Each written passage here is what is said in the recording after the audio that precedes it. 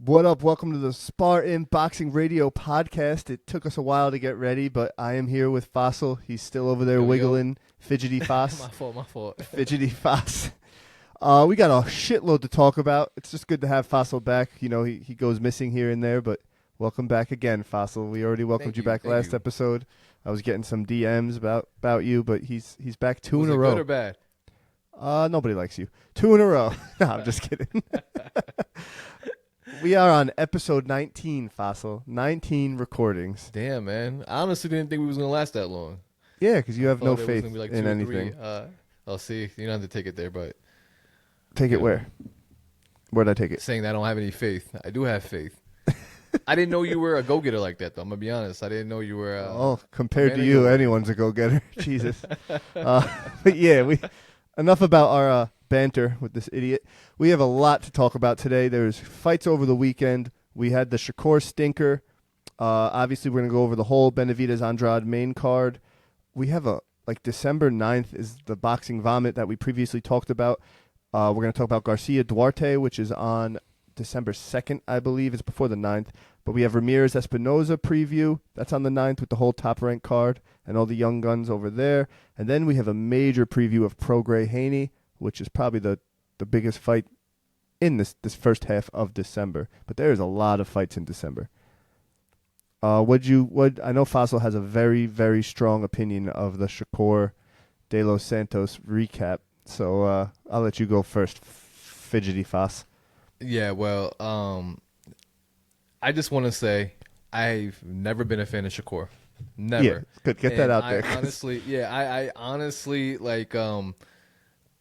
I only really watched him because everybody was like, "Oh, you got to watch Shakur. He's great. He's great. He's a Floyd Mayweather defensive fighter." All this BS, and God damn, that was a terrible fight. Terrible fight. Yeah, it was. I'm gonna be honest. Next time I can't sleep, man, I'm gonna put a Shakur fight on. He, you know, I don't know if you ever noticed this, but he walks out with all the big fighters.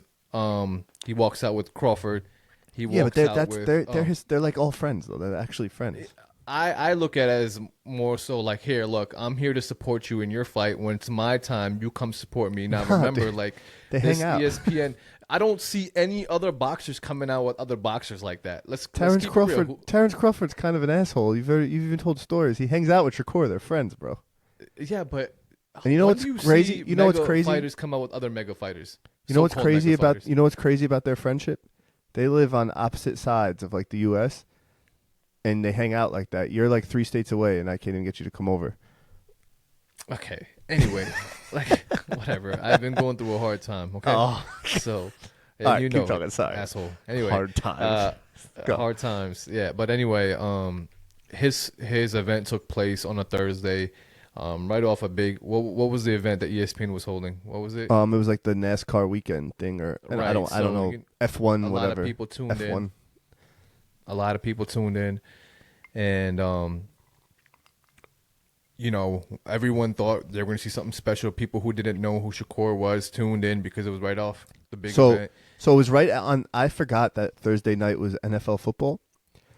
Thursday night football, and it literally there's a lot of eyes on this fight because what do you do after Thursday night football?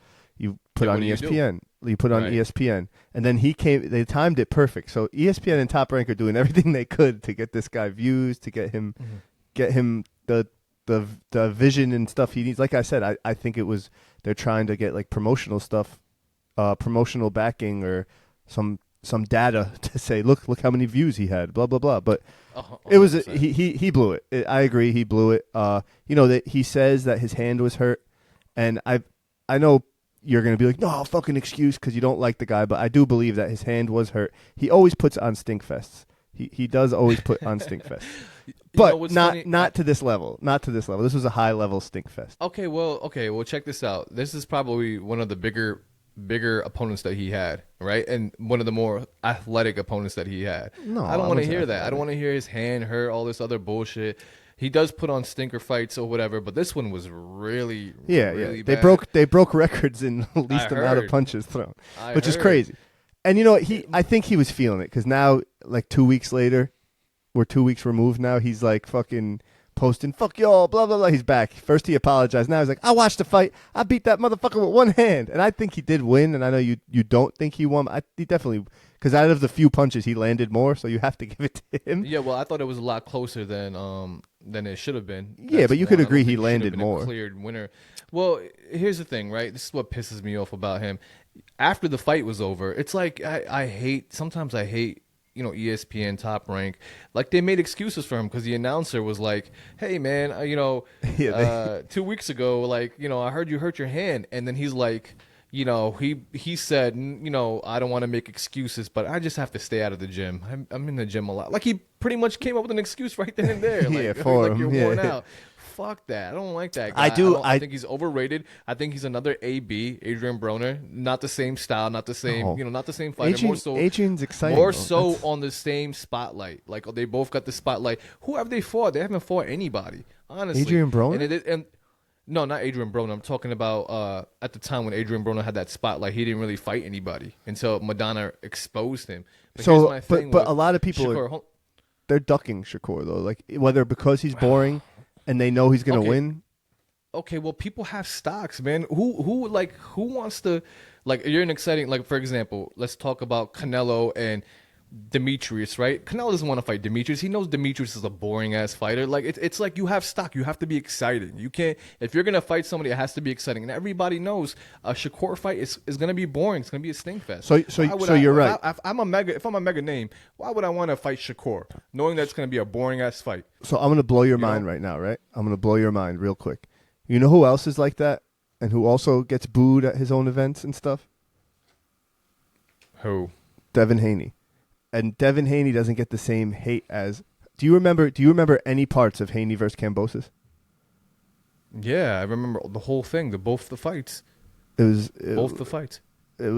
not a. It was fest. not as bad as this. Not as bad as I'm saying in general though. Forget about this. This was definitely, we're all agree this was a stink fest. But I'm saying like Haney was getting booed. Remember Linares? And then Haney tried to like dog it out, and he's like, yeah, I could bang. And then Linares sparked him, and he went right back to. Let me jab. The only real exciting fight that Haney's been in versus a name was Lomachenko, but Lomachenko's going to bring out the excitement in anybody because that's his style. Yeah, that's who he is. But I respectfully disagree with you when he fought Kambosos. If anything, I think Kambosos that was exciting. Lackluster. Yeah, it was exciting because Kambosos just beat Tio, and Kambosos. Yeah, but no, forget about that. Forget about that. Haney went all the way to Australia to fight Kambosos. Oh no, here we go again. He went all the way over there. No, historic. It's just like the story. Yeah. The story behind it was good, and the fight wasn't too bad. It was not a Shakur fight at all. It was a shutout. It wasn't a Shakur. It was a shutout. It was a jab, stick and move, shutout. No knockdowns, just boom, boom, bing, bang, boom, boom, so run away, jab. You know what you're doing? You're kind of comparing, like, you know how people who are like Shakur fans are like, oh, well, Mayweather fights like that. No, he doesn't. Mayweather doesn't fight. You're moving the goalpost. I'm saying Haney doesn't get the same hate for being so, and forget about Shakur's recent fight. I'm talking a general of all of them. Haney's probably just as boring, and we'll touch more on that later because we're going to talk about the Haney Prograde preview. Mm-hmm. And Haney, for some reason, Haney doesn't get the same amount, and he fights kind of like him. I mean, Shakur is obviously more defensive. Like who has Haney knocked down? Okay, so Haney to me, he engages. He's a counter puncher. He's a good boxer. He's a good overall boxer. He doesn't engage. Really engage. Hold on real quick. When I saw Shakur fight, I saw shit that when you like first spar somebody, they tell you not to do. Where he just goes straight back. He didn't really move left or right. He didn't counter punch. No, I mean, he doesn't get hit. He doesn't get hit because he has really good reflexes. That's it. He doesn't counter either. Here's the thing. I feel bad. I forgot what was his name, the guy he fought. What was his name again? Shakur on Thursday. De Los Santos. De Los Santos is very athletic. He's athletic, and he's a big guy. He's a big guy. He has speed. He has power. It does matter because not when you suck. How Who's he made fought? Shakur look. He hasn't fought anybody. Before? And that's another. It doesn't matter. He fought Shakur, and to me, it should have been a tie. You know, that's just my 2 cents. But I'm saying, like, think about what I'm saying. Like Haney really Kambosos versus Haney wasn't. Watch it on mute. When you watch a fight on mute, right? That's an exciting fight. Kambosos Tio was exciting because he was fucking. They were engaging and brawling, and Tio lost or whatever, but Tio knocked him down too. Like that's an exciting fight. Mm-hmm. Haney fights, and we forget. We're so quick to forget that just a fight or two before that, Haney was getting booed at his own cards headlining. Mm-hmm. So like that's where I mean, like they're the same type of style. Just for whatever reason, Haney doesn't get the same slack. And I'm not talking about this fight was a stink fest. I'm not going to argue that. And you know what didn't help this fight too? And I don't want to get too involved in it because we have a packed show. So what's the excuses? No. The fight before it was amazing. So that fight was great. Yeah, that didn't help at all. Like, yeah, and so I was at the bar, right? I was at what the hell's it called? Cans. It's like a shitty Hooters. Mm-hmm. So if you could believe that there's a shitty Hooters, it's basically like they took an Applebee's and put crackhead girls in like skanky outfits. But I'm at Cans. It's actually like Kingston. No it's like comment. Kingston Buffalo Wild Wings. No, really, yeah. That's what it's like. But nah. The people there were nice. The servers were nice and everything, and they were nice looking too. But like the TVs there and shit, it's like a real bar scene. So I get off work, I go with my boy Bird. So I go. Mm-hmm. I go there, right? We go there after work, and like NFL's everywhere. The bouncer, I want to shout out the bouncer at this Cans real quick because he was like, "Oh, Shakur fighting, right?" And I'm like, yeah. He's like, "Oh, I got to get this on one of them TVs." So he puts it on, and then I'm watching the Navarrete fight, right? And I'm fucking like, "Oh fuck, damn!" But everyone's going crazy because it was a great Thursday night NFL game, so everyone's going nuts, and I'm like, "No, fuck! Look at this fight. This is an amazing fight." And like, then also, Shakur comes on, bro. They put Shakur on every TV, right? It's what Top Rank wanted, what ESPN wanted. Every TV had the Shakur fight on because the NFL game can't. And bro, the waitresses or whoever kept trying to put the music on. Like they had the fight playing. They kept trying to turn the music on. I'm like, bro, finally we get like a mainstream like bar scene, right? Like a fight on a Thursday, non-pay-per-view. And fucking it's a big name and Shakur blew it. God damn it. Did he blow it? Yo, it was horrible. And but here's the thing. He's so lucky that he has, some belts or whatever, because if he didn't have he got belts, a belt. Man, He's a three-weight. And that's kind of the problem. Like they that's also how'd Haney get undisputed at 135? Wasn't it mailed to him? No, well the WBC was at 130, but at 135. No, I'm sorry. Yeah, at 135. How did he get undisputed? He got the one emailed to him or whatever, and then he went and fought Kambosos in Australia, who's a lesser opponent that caught lightning in a bottle and beat him twice in another stinker. But whatever. I cannot believe you're calling that fight a stinker, but go ahead. That wasn't Faisal. When you win every round and it's a shutout, it's not a good fight. I disagree. But go no, ahead. That's not good action. Winning every round with no knockdowns. That's not fun to watch. You want ebbs and flows. I liked watching it. You're just being. Sometimes you just argue to argue. No, I'm not arguing to argue. I can't like a fight, Nick. If you like boxing, if you could like a fight, but not that one. If you like boxing, you're comparing it to the Shakur fight, which I don't think it's comparable. No, I'm not comparing it to the Shakur fight. I said that, and the whole generality of it, and we'll see versus Regis Prograis, but we'll get to that when we preview that. So we'll touch back on that. But I just want to give a quick shout out to Conseao. And I think they're going to have a rematch. Navarrete's probably going to have a rematch. Well, that was a good fight. Great fight. I think you got to bet Navarrete heavy on the rematch. I don't think he shows. Yeah, I agree. He doesn't show up for like, I don't want to say lesser opponents, but like he doesn't show up for non bigger names, if that makes sense. And props to Conseao though, man. All heart, was doing what he could with what he had. He won enough rounds early to carry it, and then won one or two late, and that was just a great fight. And it was a draw, and the cards got it right. It was a draw, so good on them. Did you see how happy he was when the draw came out?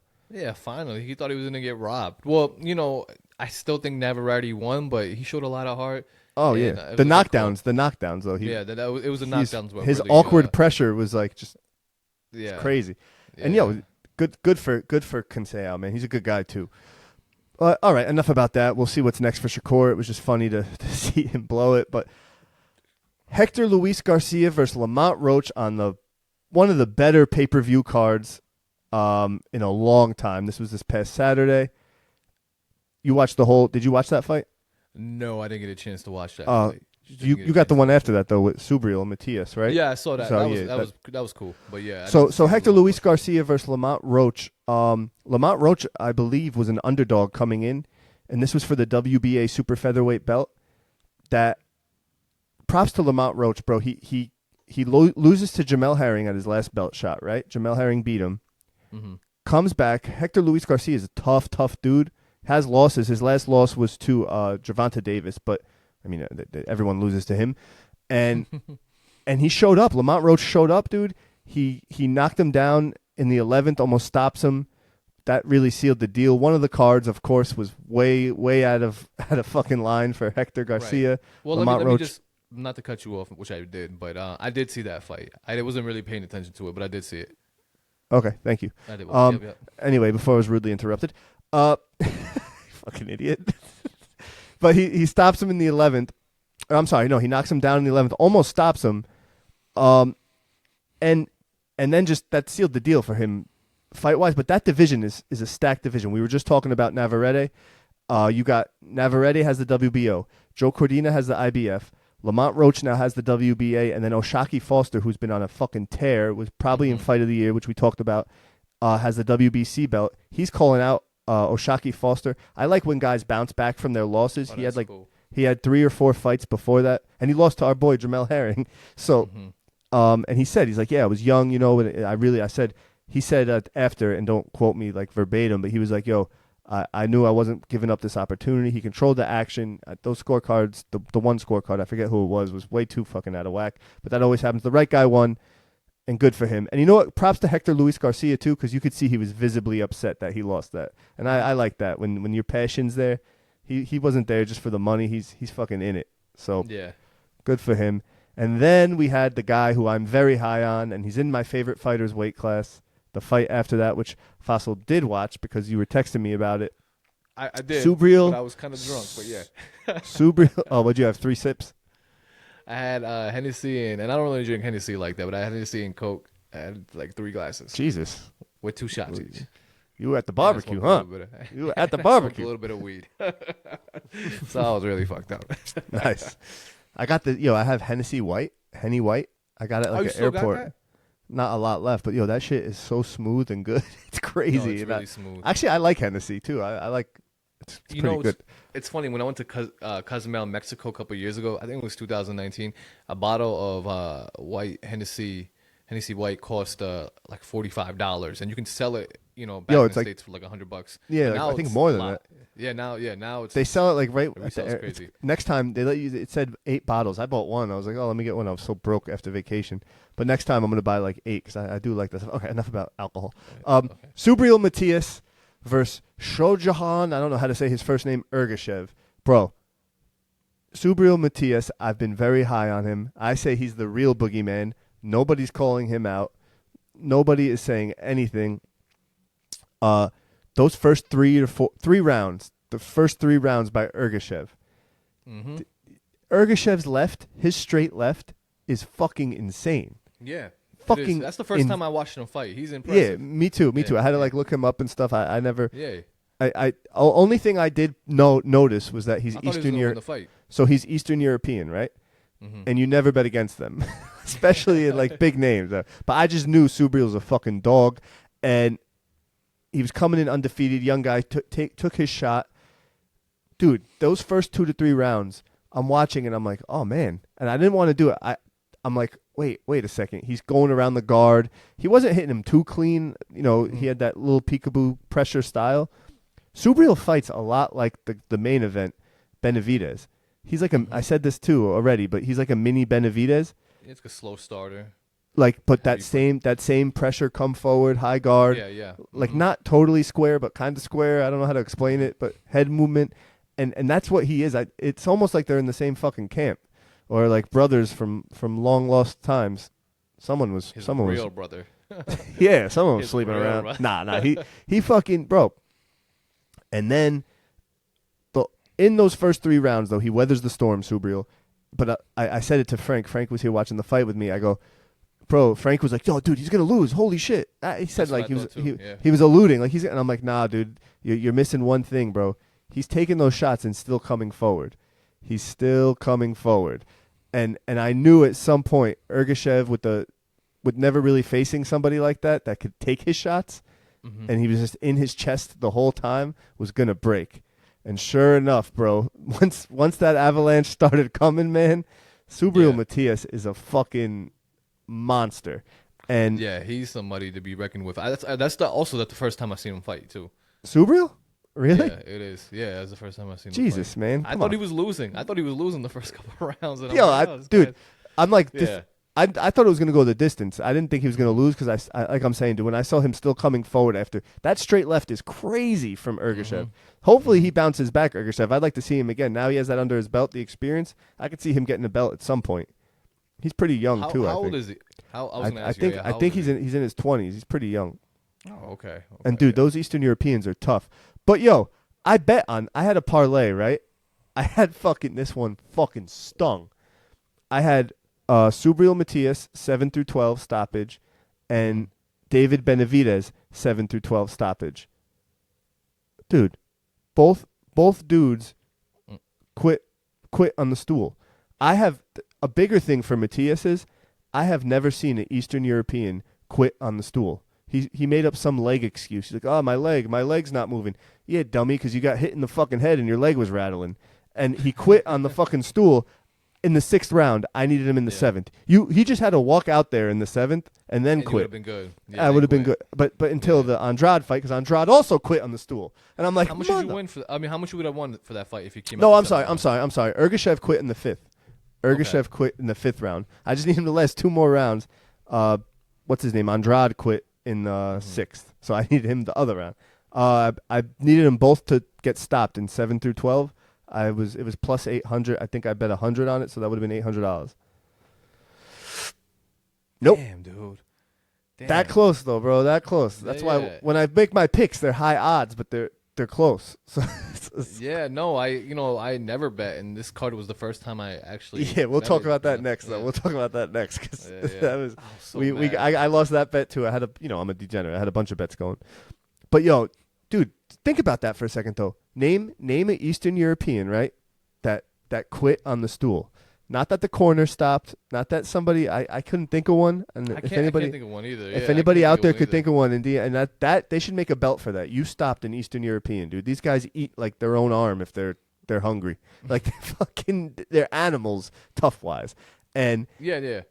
And like he made him quit on the stool, and that's how you know Subriel's a monster. And then he called out all the big names, and his first name he called out was my guy Tio. And you know what? I gotta say it. I don't want Tio to fight him either. I think Tio will do well. Speaking of Tio, we'll get there. We'll get there at the end. Yeah, we'll get there. But no, Tio versus fucking I don't think that fight does well for Tio because unless Tio could catch him and stumble because he has been dazed before. His first loss, Subriel's first loss, he got dazed and fucking couldn't bounce back. But I don't think Tio could take Subriel's pressure coming like that.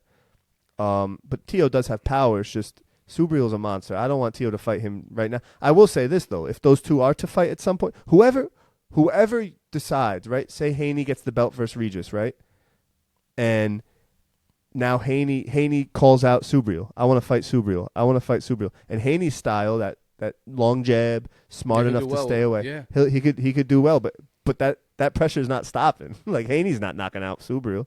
So if Haney could whoever at 140 fucking gets the belt or calls out Subriel and fights Subriel, I think deserves a shot at undisputed right away. Fuck everyone else's belt. Whoever calls out Subriel and says I want to fight Subriel and then fights him and does beat him is the 140 undisputed in my eyes. Subriel has a belt, correct? Yeah.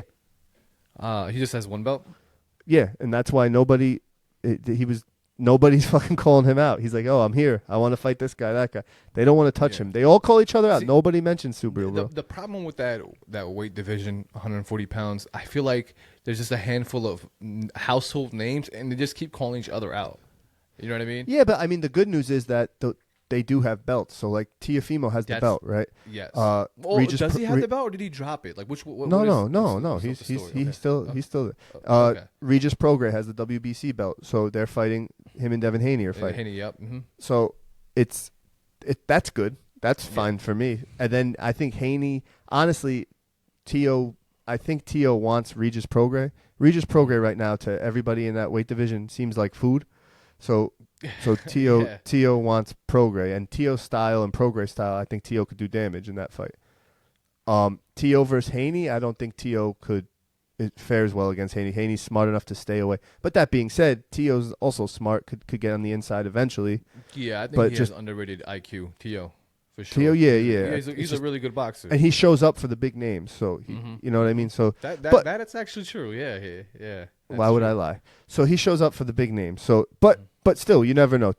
Haney's also getting big though, and we'll get into that again later, more of that. But anyway, nobody's calling out Subriel. Everybody in that fucking and you know who another Rolly's also food in that division. So yeah, he's definitely food in that division. So he has a belt too. So they're going to unify though. I think 140 I believe 140 will be unified at some point by one of them big names. Ryan Garcia's in the mix now too. He could throw a fucking His next fight's going to be at 140. Yeah, so we're gonna preview that. But props to Ergashev. I wish you would have lasted longer. And props to Subriel Matias. They always love to make new belts and stuff. They should make a belt for you. Made an Eastern European dude quit on his stool, which is unfucking heard of.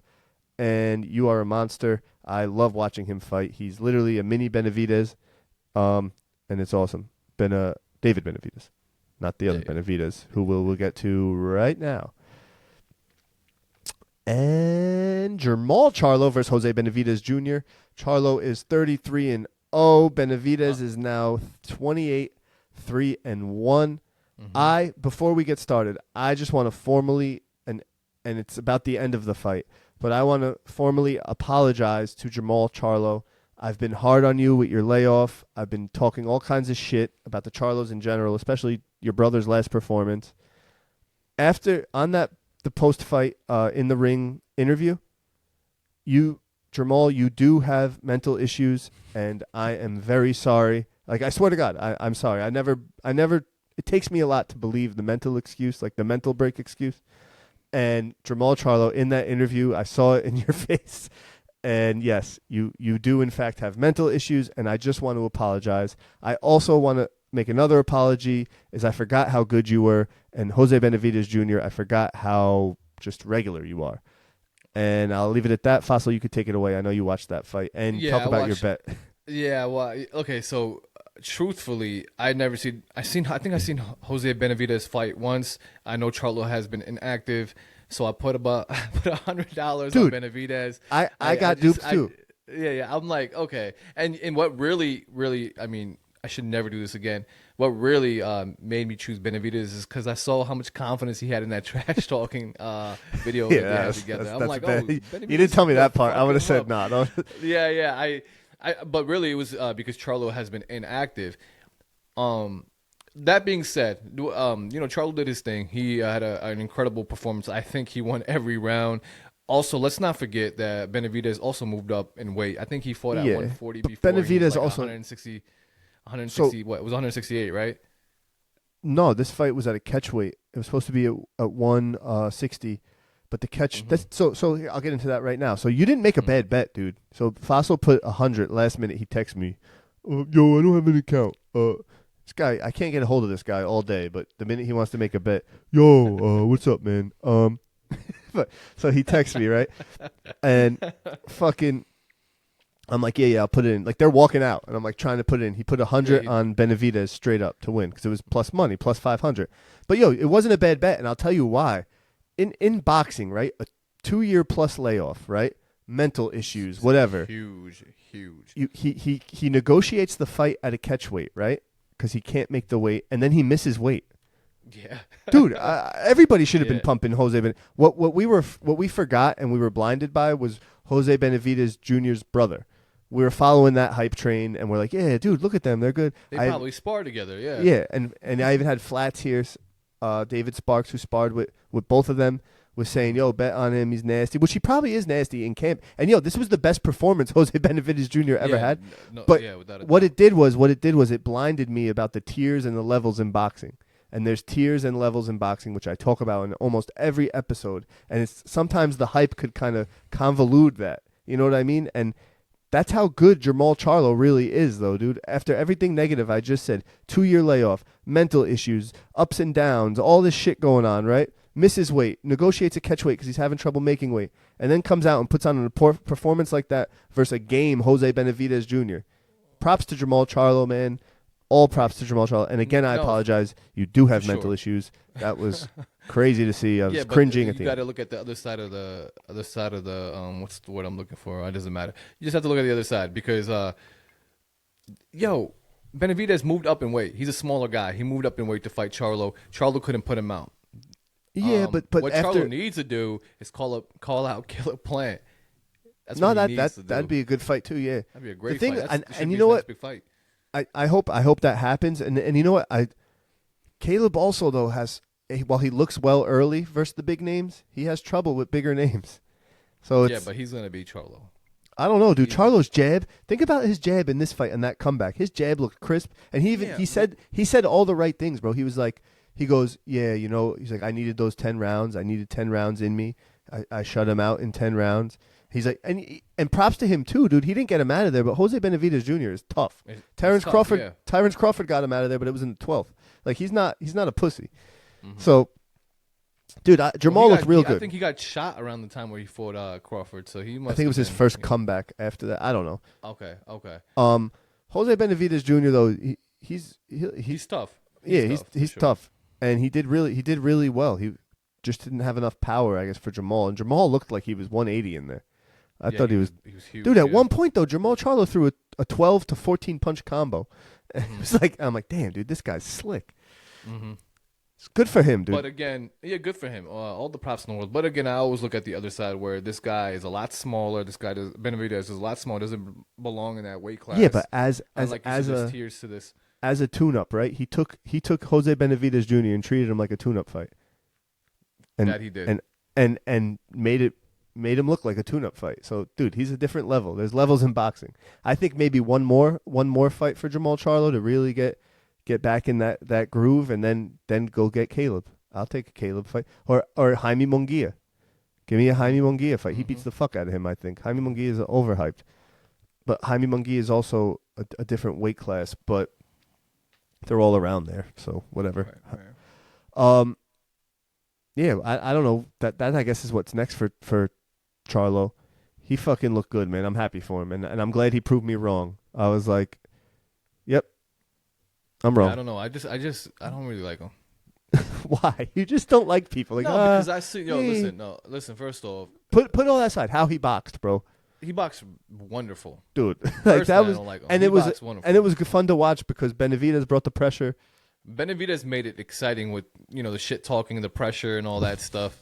So I like all that. I like the entertainment aspect of boxing sometimes. This guy loves WWE. This is a WWE. I mean, watching technical fights and watching fights like that or bangers, it's cool. But when two people hate each other, it brings something out. It brings a drama. Yeah. Out. So Charlo though, that just proved my point again, and I was blinded by everything you just said, and like the layoff and all the negatives I just spoke about on Charlo. I was blinded by that. There is levels to this game, and even at the top of the top, like Jose Benavidez Jr., right? He comes into the gym. He comes over, like you see him, you'll be like, yo, this dude is nasty. This dude is nasty.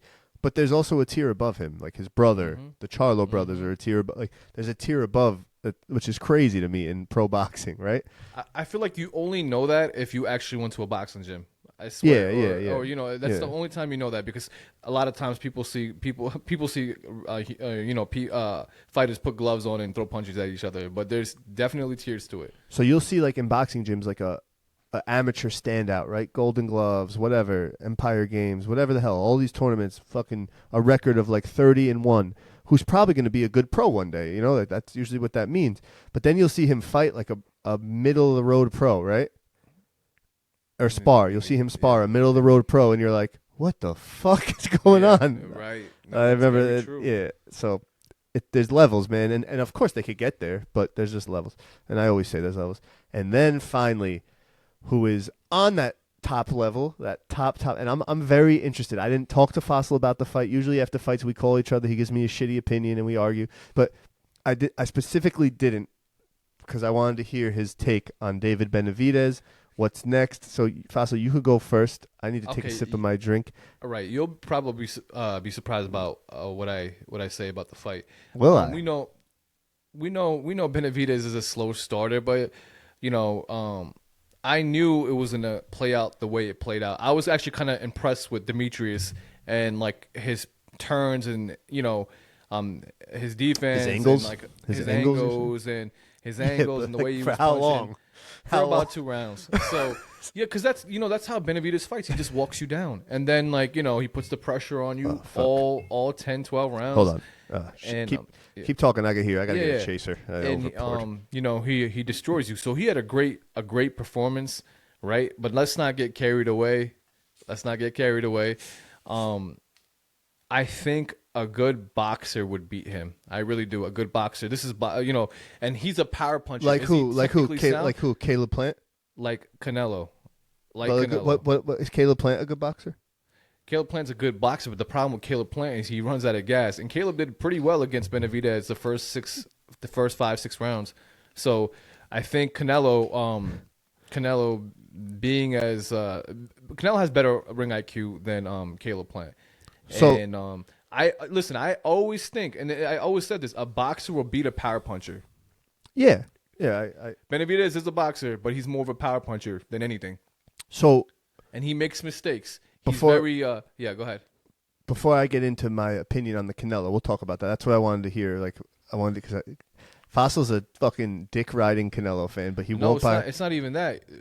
But no. I say dick riding. I don't mean that as like an insult. You're just a big Canelo fan. Yeah, but yeah. I know, I get it. But like you definitely touch his pee-pee. No. Anyway, no. Listen, no, for real. Benavidez, good boxer, great pressure fighter. Great. He has some speed too. He kind of lacks. He has a lot of speed. He has a lot of speed. Yeah, he does. He actually kind of surprised me. He has a lot of speed. He for that kind of surprised me. He's really, really, really fucking big. That's another thing that kind of surprised me. He's a big guy, but I do see if Canelo ever fought Benavidez, I do see Canelo frustrating. I think Canelo's a better boxer, and I don't think Canelo would. I don't think Benavidez could put Canelo out like that. Yeah. So did you see that? Crazy.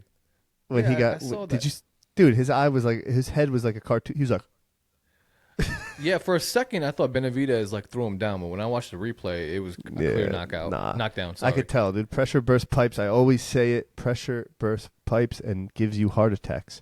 So get your blood pressure checked, people, because it bursts pipes and our veins and stuff are pipes, and we got to get that shit checked. But. Like I was saying before, we were interrupted by Fossil's bad internet. He didn't pay his bill. He still has a Nokia cell phone. It was not for mine. We never had these issues. I could kill him. I could kill Fossil. The second half of round 3, I was like, okay, Andrade's going to go down. And then he did. There was like a momentum shift in the second half of round 3. And that's when I knew the onslaught was coming. Now, let's backtrack to what you were talking about earlier. Obviously, he wants Canelo, right? Right. Styles, as we know, make fights. It doesn't matter. Like, at this level, styles make fights. Mm-hmm. There's one thing I noticed, and it was in the post-fight press conference after, and David Benavidez is like, yeah, listen, if Canelo doesn't want to fight, I'll move up. I'll fucking fight. What's his name? Bivol. Bivol, and he said, better be. Yeah, but he was like more so Bivol. He's like, Bivol knows what's up. I sparred him a bunch of times. Blah blah blah. And to me that was like, that's cool and all. That's cool, and just you're gonna you're an excuse. This is an excuse, but when Bivol and Canelo fought, Canelo had a whole different diet plan. But you know where Canelo. Oh my God. Okay, I lied.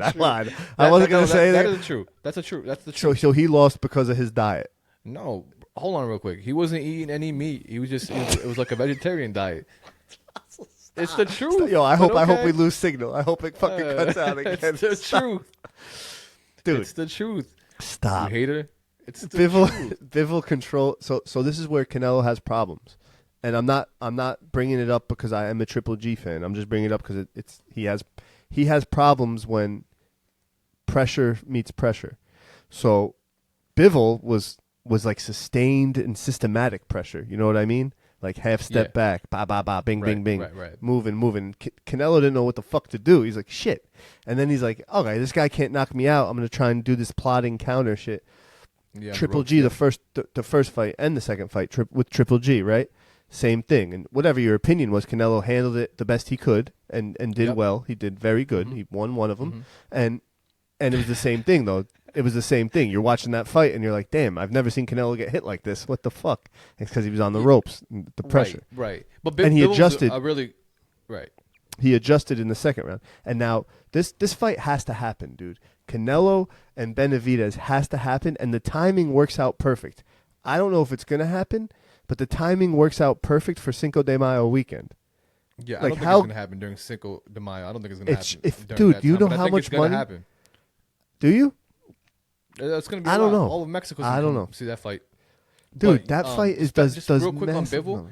Bivol did beat Canelo, but Bivol, to me, is a better boxer than Benavidez. So think about though what Benavidez said, and it kind of makes sense. Like, you never hear Bivol bring up Benavidez's name. He can move up and down. That is true. Speaking of Triple G, though, did you know that? I didn't know this until this whole fight, this whole fight stuff went on. The whole pre-fight press shit went on. Benavidez sparred Triple G when he was 15. That's pretty cool. And like they said like, yo, Triple G like got like obviously won. It's sparring, but they were like surprised at how well Benavidez did while sparring. Like, how cool is that? You know what? I'm a Caleb Plant fan, and I hated Benavidez, and I wanted Benavidez to lose, but he didn't. And I'm actually liking Benavidez more and more, the way he carries himself. He's a hitman. Even like the way the suit that he had on, the braids. I'm like, this guy's like, and props to my guy Flats. David Sparks came here with his wife and did an interview, man. Props to him. So, are you there? Shit. Yeah, I'm here. We are having serious technical issues. Fossil, are you there? Just keep talking. Hello. Did you hear me? I'm here. Fossil. I am here. Did you hear me? All right. No, I heard you say props to David. Yeah, props to Flats. He was in Vegas with him too. But Caleb's a dog too. Like, Caleb was in there with Benavidez. He went the distance, right? Yeah, he went the distance. Did. Yes, he did. It was clear cut though. And you know who didn't go the distance with Plant? Who? I mean, you know who stopped Plant? My man Canelo Alvarez. Yeah. Well, Plant quit. But I don't know. But you think Benavidez is quitting like that? Nah, dude, this fight has to happen. This fight has to happen. He's gonna have that look in his eye where he's gonna want to win. And I will say this. Benavidez is building quite the little resume right now. It's nowhere near as good as Canelo's, obviously, but he's building quite the little resume. And Canelo, not that he's bad or is not good or not a Hall of Famer, but his past 3 to 4 fights, while he is winning and beating real names, he hasn't looked as like Canelo of old.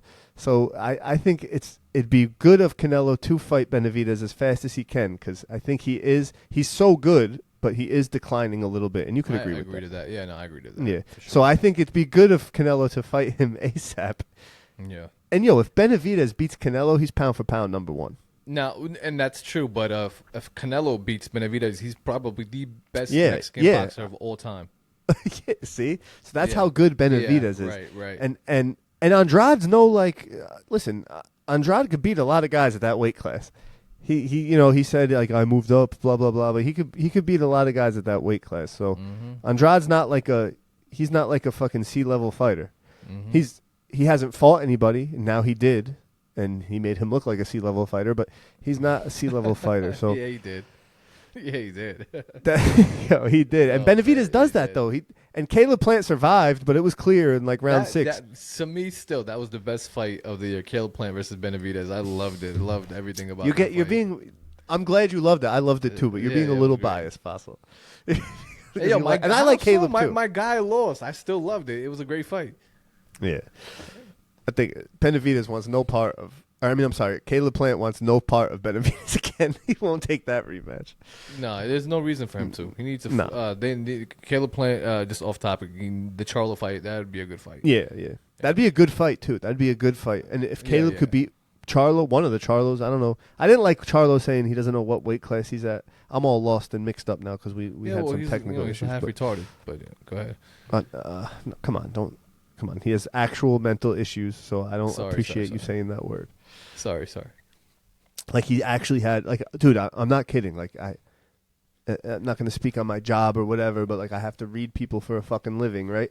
And like I saw that post-fight interview and it legit hit me like, damn, I've been too hard on Charlo. This dude's fucked up in the head. This dude is fucked up in the head.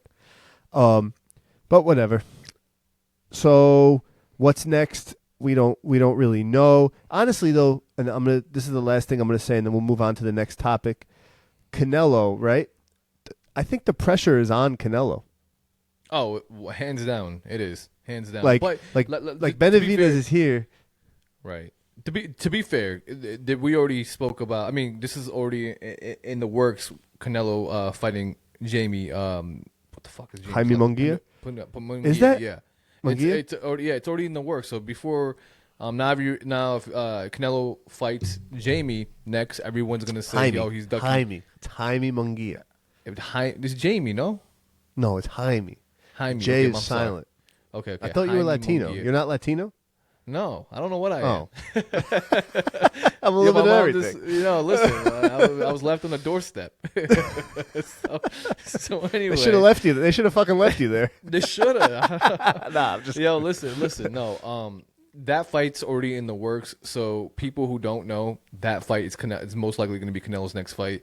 I don't. Okay. But of course, He you're gonna hear beats him. people saying, "Oh well, he saw Benavidez beat Demetrius, so that's why he's ducking him." And no, that's not true.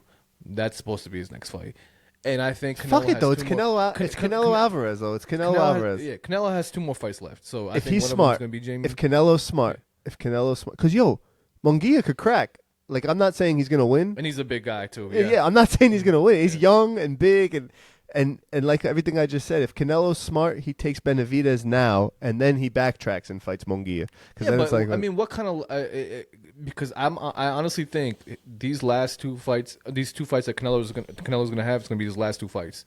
So why fight Munguia the last fight? Because win or lose, whatever. Say like who but I'm saying for his sake, like this is the money fight. This is the money fight, and it will still be then. He's going against Father Time. I see what you're saying, and it will still be then.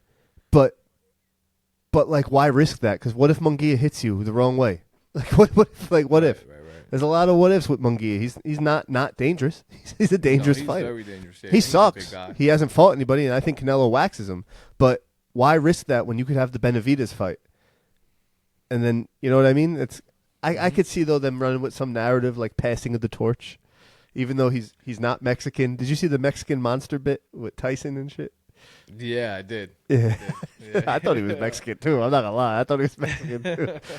Yeah, but nah, good for him, dude. I'm a big Benavidez fan. I like him. I like that style. Just the same reasons I said I like Subriel Matias. I like that come forward pressure style. With that, he's sneakily defensive though. He said that too in the press. He's like everyone says I have no defense. He's like I'm not getting hit. Like, I'm fucking coming in there. You know what I mean? Yeah. So, no, I mean, I think that's something he still needs to work on is his defense. But no, he's a monster. He's a hitman. He's the Mexican monster. Yeah. So dude, yeah, he really is. And boxing is so good lately, dude. Like we've been lucky. We started this podcast right, and we were supposed to do it in house. So no matter what. It was pre-recorded. There would be no technical issues, but Fossil kind of jipped me. He's a scammer at heart. But so we're doing it remote and we're trying, but we've been so lucky. Like we don't have to like talk about old fights and stuff. Every few weeks is a fucking great card. True. Bad card. We're getting content. So yeah, dude, it was a great year. And now that brings us into December. We're now in December. That's a good little fucking segue. Here we are, and December is fucking loaded with fights. Loaded with fights. Fucking heavily loaded. First, December 2nd is Ryan Garcia in the 140-pound division. Yeah, first 140-pound fight for Garcia. Versus Oscar, Ryan Garcia versus Oscar Duarte. Yeah, for the Duarte, yeah. 140-pound super lightweight in Texas. Right. Garcia's 29-1. His only loss is the recent one versus Tank. Duarte is 26-1, and 21 knockouts. His only loss is how many knockouts does he have? 21. Mm-hmm. Really?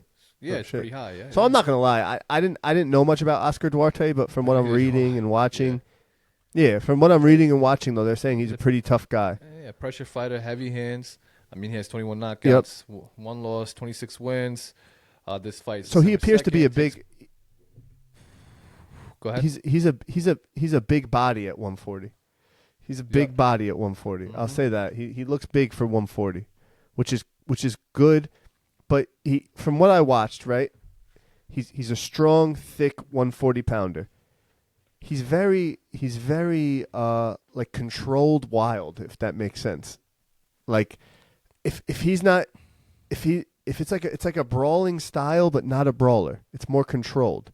Like Madonna. It's like a kind of like a technique brawl. Yeah. Like, does that make sense? It's a style. Yeah, no, yeah. It does make sense. Which I think is good, but there's one thing I noticed in my little study I did, right? He does not move his head when he's brawling, and Ryan Garcia is going to take that half step back, and his head is going to be right there, and that Ryan Garcia right hook from hell. This is a setup fight, ladies and gentlemen, and I hope we're not having any technical issues. This is a setup fight. Ryan Garcia is going to land that hook or land something, and this dude is going down. So good on him. Good on him. I saw it, guys. Whoever's guiding Ryan Garcia, I saw it. This dude is a great, tough guy, but his head is right on that line, set up for that right hook. Right there. It's not Gervonta. It's not Gervonta dipping low, coming up with that straight left. That right hook is gonna land. No, and I 100% agree with you. This is a fight for Ryan Garcia to win after his loss against Tank. Yeah, he stays in He's the moving line. up. He's moving up in weight too. Like I'm not expecting him to fight. There's no way Garcia's losing this fight. And not for nothing, I just think the fight with Tank, and I'm not saying Garcia beats Tank again, but I'm just saying I think No. Garcia was really emotional. Like I think it was like, I don't know, when I say emotional, I think he kind of played off the fans' played off the fans' reaction where he wanted to make an exciting fight. Yeah, it doesn't part matter. of the game. It's part of the game. Yeah, it's part of the game, absolutely. So yeah, I agree with Nick. Garcia wins by knockout. Dude, but like seriously, I was looking up Oscar Duarte. I think 2 nights ago, because I'm a loser and I play Spider-Man on PS5, and then I'm like, oh, let me look at some boxing stuff. So I'm looking up Oscar Duarte, whatever, and I'm watching, and I'm like, yo, this guy's tough. This guy's tough as nails. Holy shit. Yeah. But I noticed like his head is right there every time. So Garcia just has to slip one, that dynamite right hook, and it's night for him. Now, easier said than done, yes. And props to Garcia. He's taking a tough fight. Just like someone else at 140. And his second fight at 140. Yeah, well, first fight at 140. Tiafimo. Yeah. And no. But you saying that for real, props to him. Devin Haney for his first fight at 140 taking Regis. And we're going to get into that. I think he had no choice. You see how he's growing? Like, he has no choice. I don't think he's going to go back to 135. Yeah, I just watched last night, actually. They just released it. I hate when they do this because sometimes it's cringy, but this one was actually fun to watch. And now we're going to get into the next fight on December 9th. Regis Prograis versus Devin Haney. Okay. They did they do this like shit talk. You heard me? Mm-hmm. They do this like shit talking thing, right? And they sit at a table and they like talk shit. And I'm not gonna lie, like I like Regis Prograis. I like him a lot. But Devin Haney got the best of him in this shit talk thing. Devin Haney said something like, he was like, yeah, they just put it out last night, I think. Maybe was it last night? I don't know. Like this weekend they put it out. But Regis Prograis, and it doesn't mean nothing. You're at a table talking shit, right? Like, it doesn't mean anything. Like you and me, we're even boxers. I'm better at talking shit. You could probably spark me and knock me out, right? So, well, not knock me out, but just piece me up, right? Yeah, me neither. But just piece me. No, I'm just kidding. You could just like you could piece me up or whatever, right? But whatever. So what I'm saying is like it's just talking shit. It means nothing in the mentals. But there was something that like caught my eye in this. So they're sitting at a round table, right? Just talking, whatever. There's a narrator there, and they're like, I hate it. It's stupid. It's corny usually. Regis Pro. There's two things I caught. First, Regis Prograis is like he's looking at Haney, and they're talking about like knockouts. He's like, "Who the fuck you knock out?" He's like, "Who the fuck you knock out?" And he goes, "Name the last 15. Name someone from those 15 knockouts. Name them." And then Haney like broke character. He started laughing. He's like, "Shit, you got me." like admit it. Watch like, it. it was, Yeah. it was funny. It's on YouTube on I think Matchroom fucking channel. But check that and out. then but then I noticed too though. Haney was fucking throwing digs at Regis. He's like, "Yeah, you're 30. You got a straight left." He's like, "I'm gonna outbox you." He's like, "Oh, I'm coming for a fight." Regis is like, "I'm coming for a fight," and Haney's like, "Yeah, good, come for a fight. I'm gonna outbox you. I'm gonna outbox you." And I have a prediction in this fight, and Regis is a lot like Tio, where he shows up for the big fights. Mm-hmm. I'm hoping he shows up for this because I think Haney is just gonna put on a stinker and just outbox this guy and throw that jab in his face all night long. What do you think? So, yeah, like as far as Haney's knockouts go, he's 29-0 with 15 knockouts, which is really low, and he just moved up in weight to 140. But we don't know how his powers going to transition. Honestly, we don't know how his powers going to transition though. It's not going to transition, bro. Those 15 knockouts. You know who they're versus? Yeah, who? They're versus me, you, and Booger. Booger's this guy from Kingston Boxing Gym. He was punched. For those that don't know, me and Fasa used to box together. There was this guy named Booger, and like we were young in high school. When we were young in high school, he was like a nice guy, a little dirty, a little grungy, but he's always in the gym. He was dirty. Sparring. He would spar pros with no mouthpiece in. Like one of those gym guys, though. Crazy. Like he knew his boxing history. He was a good guy. If I saw him out right now, I'd buy him a toothbrush and a drink. Yo, you know what's funny? Last time I saw him was like 10 years, not 10 years ago, like 7 years ago at Planet Fitness, and I saw him walking out, and he looked sad. I'm like, "Hey, what's up, man? I haven't seen you in a long time, blah, blah, blah." And he's just like, "Yeah, man, I'm a little sad." I said, "Why?" And he's like, my Tinder date stood me up. I was like, "Oh, okay. All right, nice seeing you." Yo, leave Booger alone, man. Leave Booger alone. My fault. But anyway, so my prediction for this fight, I think Regis is very... Back to the topic at hand. Back to the topic. Yeah, Regis Prograis. So this fight takes place in San Francisco, California, which is kind of weird, but because I don't remember any big fights happening in San Francisco, California. But I think... that's cool, though. I like that. I like that, though. Yeah, that's I cool. like it. Yeah, no, it's nice. It's nice that they're exploring other options besides New York and Las Vegas. And I guess Florida's on that list now, too. But anyway... I see Regis having his moments because he's very explosive. This is the first time Haney's fighting at 140. Yeah, do I think Haney's going to outbox him? Yeah, I do. But I also see Regis having his moments. I honestly see Regis getting maybe a knockdown. Who knows? But it's definitely possible for for someone. Because he's Haney's very explosive. Too smart, man. Haney's too smart.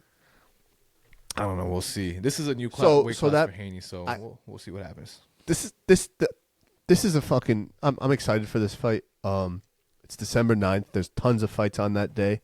This is obviously going to be the main attraction. My fault. Just for Regis's record, I don't know if you mentioned it, but he has 29 wins and 1 loss and 24 knockouts. So that's pretty impressive. I guess, but he also doesn't have a good. His best win is Josh Taylor.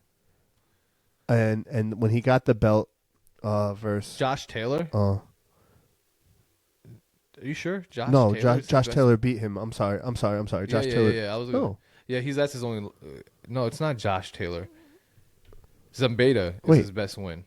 Zepeda. Yeah, that's what I'm sorry. Yeah. Josh. Yeah. Josh Taylor beat him in the Super 6 series. My bad. Zepeda, his best win, and we've seen Zepeda fight lately, and it's like, you got an old punchy Zepeda. Yeah. But nothing against whatever he did. What he did, and his power's there. That left is there. Just Haney's too smart. Haney brought up a lot of good points. He's like, "Bro, I've been boxing since I was 7. And he's like, "You've been boxing since you were 20-something." And that's a good point. You know what I mean? Like he turned pro at 20-something. Haney turned pro, I think, at like 18. Like, so Haney has more. You know what I mean? Knowledge, but there's one thing. there's something else I noticed where Haney got mad, and I just want to speak on this quick. And again, I'm going to say again, like I don't really buy into this mental aspect of things. Mm-hmm. You there? Yep. I'm just looking at my notes. Oh, sorry. I don't know because we're so fucking glitchy tonight that I don't know. Honestly, it's probably the app. Both our internet speed I don't know is what's good. going on. The app. It's weird. Yeah. So Haney goes, or Regis says to Haney something about like they're talking about you. Regis is like, oh, you're not from what I'm from, blah blah blah. I'm from nothing, which I don't really like. It's a sport, you know what I mean? It has to do with like championship rounds maybe and dog and stuff maybe. But like as far as like work ethic, I don't agree with that. But Haney like got weird. He's like, what you mean? Regis is like, you're homeschooled, bro. You're not from nothing. You were homeschooled. Everything for you was catered. You got a belt emailed to you. The Kambosos fight was set up, and I agree with him there. He's like you stole a belt. You stole all the belts, whatever, blah blah blah, and everything's like catered to you. And then though Haney, like I noticed a change in Haney. He's like, I dropped out when I was in 7th grade. I'm from. He hates that. God. He's not from the hood, which is like annoying. Like, just be like, yo, I'm a really good boxer, not from the hood. Like, who cares? Like, stop. Which is rare. Like, which is rare, but yeah. no, but it's okay. Like, it's okay, bro. Like, yeah. like who cares? Yeah. It's just weird how he got like that. Like, all right, dude. Like, but like that's the only time Regis really got under his skin. But then Haney won that little weird fucking interaction. I'm rooting for Regis, and the reason this is our next topic, and then we're going to close it out. I got a lot of editing to do because we had a lot of technical difficulties. But I'm rooting for Regis because Regis' style sets up perfect for my guy Teofimo Lopez. And like I said earlier, I think everybody in the 140 division knows Regis' food, aside from Romero, who's food for all of them. Regis is actual like a name, like it's a resume bullet. Like you beat Regis, it's game over. Not game over, but you unified like with Paulie Malignaggi in that kind of like you never know what could happen. That's stepping stone. Yep, for sure. Malignaggi, not Nagy. Who I love Paulie Malignaggi, bro. This dude cool. on the mic. I wish he was still the announcer. My goal. I really do. Yeah, like awesome dude. Yeah, he got shafted announcing wise. He got shafted. But yeah, kind of off. Can you hear me? So you were gonna speak on it too. What? All right, hold on. So are you? Stay with it. Damn it, dude! Something's going on, bro. I'm telling you, I don't think it's me. Hello. You there? Yeah, I hear you. You're just frozen. Stay with it. I can hear you. I see you now. My fault. I don't know what the fuck is going on, man. Yeah. Wait, you're fast forward. Dude, yeah, it's annoying. You there? It's mad annoying. Yeah, no, I'm here. I can hear you. You can hear me? All right. Yeah, I can hear you. We're back. Can you see me? So, yeah. Hey.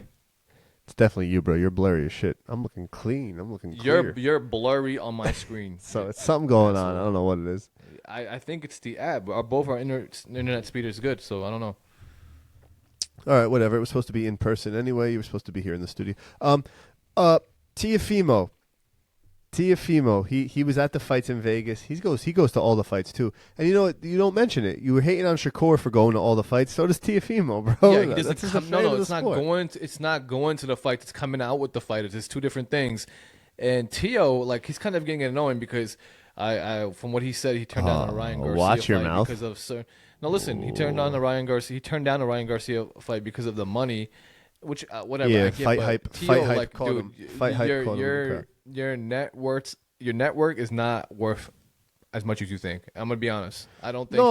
No. And I agree with that. Ryan Garcia is the draw money wise. I got in a huge fight at the gym with everybody because everybody at the gym was Gervonta fans, and I'm like, yo, Gervonta does numbers, yes, but he doesn't do numbers like that unless he's facing Ryan Garcia. Ryan Garcia brings in a whole nother spectrum of fans. Like he brings in fans that don't like boxing. You know how Jake Paul and them got into boxing? It was Ryan Garcia, and Jake Paul crushes everyone's numbers. So, yeah, you know what I mean. So Ryan Garcia does do that, and I agree with you there. But I also agree. I am being biased, but I get it. Like Teo's like, yo, I'm the man. I have the belt. Technically, in boxing, I'm the fucking A side right now. And he is. Tio is must-see TV. Everyone watches Tio fights in the boxing world. So coming in with a low-ball offer like that. Yeah, but you can't be talking like that when you're only performing at the Hulu Theater. Like, honestly, let's keep it real. He's not performing at the Garden. He's performing at the Hulu Theater. No, he did. He did perform at the Garden. We were there. Let me ask you this, though. So there was a lot of empty seats. Yeah. But let me ask you this. Though. Let me ask you this. Why didn't Ryan Garcia ask Subriel Matias that? That's a dangerous fight. You think Ryan Garcia beats Tio? No, I don't think so. But I think if Tio wanted to get his stock up, he should have fought Ryan Garcia and then talk numbers. I think in his next fight. I think it's just a marketing thing right now. So who knows? I think that fight will happen. He's overdoing it. I think. But in that same convo, they caught up with him again later. And they asked Tio something alluding to like Haney versus Prograis, who you got, blah blah blah. And Haney was Tio was like, yo, I want Prograis. So setting up, he's like, yo, and he was kind of giving pointers of like to Prograis how to beat Haney, and he was right. He's like, yo, you got to muck it up with him. He's gonna box you. You got to fucking lower your head, lower your chin, and muck it up with Haney. Make it dirty. Absolutely. Yeah. So he said that, and not dirty, but he's like tactically, like I know what you like, mean. Yeah. Be a pressure fighter. Yeah. And he said that, and you know what? I think he's hoping because I think Tio's gonna get either Haney or Prograis. I think Tio's gonna get the winner of that. He's only fighting once a year now, so unfortunately. Fucking weird. He's like only like 14 and 1, 15 and 1, something Who? like that. It's crazy. Tio. Tio? Yeah, he does. I don't think he's hitting 20 yet, bro. Tio? No. Hello? Will you stop, dude? You're just hating. You're trying to piss me off. Hello? You there? Are you? No, dude. Yeah, I'm here. Can you hear me? Yeah, I'm looking up This Tio's is record fucking right annoying. now. Yeah, it's mad annoying. All right, let's No, he's 19 and 1, dude. He didn't even hit 20 wins. He doesn't even have 20 wins yet. Yeah, but look at who he fought. Lomachenko. I thought you were gonna say locally Lomachenko, but anyway. Yeah, Sander Martin. Who's fought him since Tio fought him? Nobody. I don't think anybody has, honestly. Sander Martin just got made. Sander Martin just got made a mandatory. By the way, that's what shows you, dude.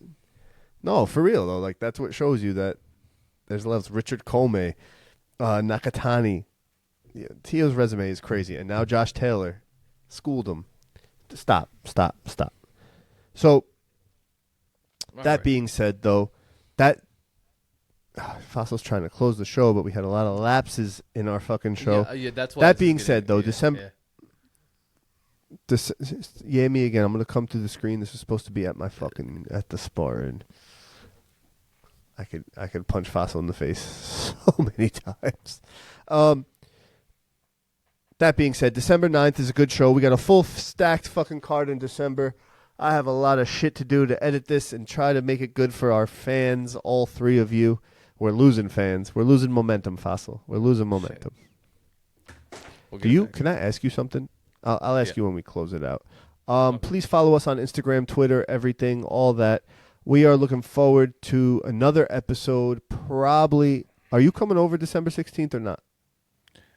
You're asking me live on air. I don't know. I told you we gotta most likely, yeah, but it would just probably be me. Why? Because I don't know if my significant other is coming to New York or not. This is the Spar-Inn. This is the Spar-Inn After Dark. Why? We'll talk just later. Kidding. All right. Yo, follow us on everything. Instagram specifically. I'm more active on Instagram. I'm trying to get this Twitter thing working, but Twitter or X, whatever the fuck it is weird. More importantly, listen to the podcast. DM me. Let's talk. Let's talk about boxing. Let's chop it up. We could bring you in. When our internet connection's good, we'll bring you the fuck in, and we'll talk too. Sure. You know what I mean? Yeah, right. For real. But all is good. Happy New Year. Merry Christmas. We will be back again, though, in a week or two. That's why I asked Fossil about December 16th. Hopefully it's in studio. If it is, Fossil, you come here early. We will fucking get it cracking because December boxing is fucking booming. You don't believe me? Check my Instagram. I put all the fights together. I posted it. Like, subscribe, all this bullshit. I have a lot of editing to do, and it's not all Fossil's fault, just partially. Just kidding. Love you, Fossil. Love boxing. Keep it moving. All right, y'all. See you in about 2 weeks.